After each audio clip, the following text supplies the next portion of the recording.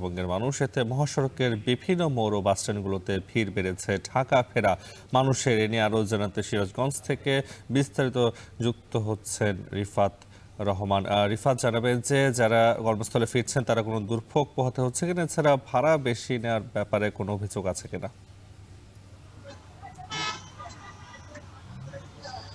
নাফি, আসলে পরিবারের সাথে ঈদ উদযাপন শেষে কর্মস্থলে যে বাড়ি ফেরা মানুষগুলো ফিরছে, তারা আসলে গত বৃহস্পতিবার থেকেই কিন্তু ঢাকার উদ্দেশ্যে ফিরছে এবং গতকাল কিন্তু চাপ অনেকটাই বেশি ছিল যাত্রীর এই সিরাজগঞ্জের যেগুলো মহাসড়কগুলো রয়েছে, এবং আজ সকাল থেকেই কিন্তু আমরা দেখেছি যে যাত্রীদের একটা চাপ রয়েছে। বিশেষ করে যারা পোশাক শ্রমিক রয়েছে তাদের চাপটা কিন্তু অনেকটাই বেশি রয়েছে। বিশেষ করে যারা গাজীপুরে গার্মেন্টসে কাজ করেন, পাশাপাশি নারায়ণগঞ্জের গার্মেন্টসে কাজ করেন, তারা কিন্তু আজ সকাল থেকে ফিরছেন। আমরা দেখেছি, আমরা বেশ কয়েকজন যাত্রীর সাথেও কথা বলেছি, তারা যেটি আসলে জানিয়েছেন যে আসলে টানা যে 9 দিনের ছুটি ছিল, এই ছুটি কিন্তু যারা বেশি পরবর্তীতে ছুটি নিয়েছে তারা কিন্তু এই আজ ফিরতে শুরু করেছে, এবং আজ বেলা বাড়ার সাথে সাথেও কিন্তু কিছুটা চাপ বাড়বে বলে আমাদেরকে যারা পরিবহন সংশ্লিষ্টরা রয়েছেন তারা জানিয়েছেন। আপনি যেটি আসলে বলছিলেন যে বাড়তি ভাড়া, আসলে সিরাজগঞ্জ থেকে যে চন্দ্রা এবং কোনাবাড়ির যে ভাড়া রয়েছে স্বাভাবিক সময়, সেটা 150 থেকে 300 টাকা ভাড়া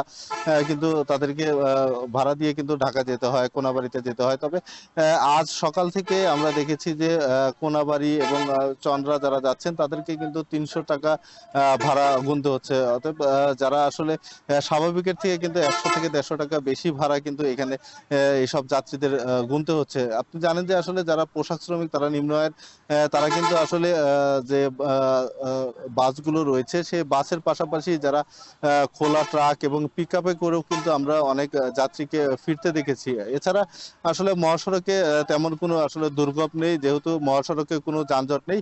তো নাফি, সিরাজগঞ্জের এই মহাসড়ক থেকে এই ছিল আমার কাছে সবশেষ। হাজারো প্রতিকূল